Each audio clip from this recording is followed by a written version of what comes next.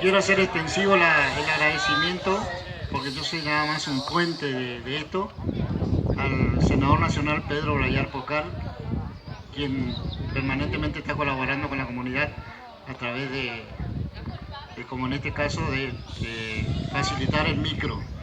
Chicos, le hablo como una persona pecadora como todos los que estamos en esta tierra. Yo lo que quisiera decirle a ustedes: aprovechen estos momentos para encontrarnos, para conocernos.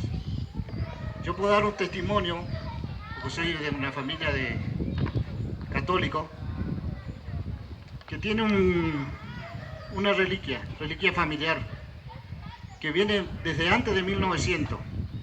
Eran de los abuelos de mi abuela. ¿A dónde quiero llegar con esto? El testimonio que voy a dar es testimonio verídico, que cuando yo tenía la edad de ustedes, no lo quería escuchar a mis padres, porque cansaba la historia de mi papá. Y hoy que mi papá no lo tengo, que nació en el año 1928, extraño esos testimonios.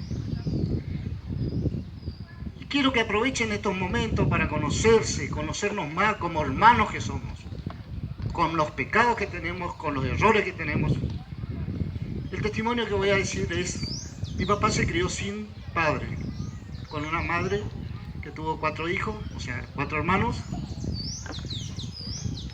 Y discúlpenme que me quiebro un poquito, pero realmente lo extraño. Fue un ejemplo de padre. Y ese ejemplo trato de transmitirle a mis hijos.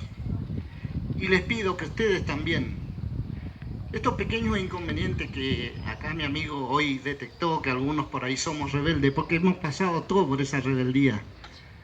Yo hice la comunión en el barrio Pío X, en la parroquia Pío X.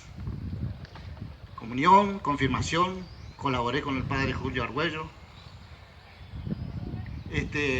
Después me tocó colaborar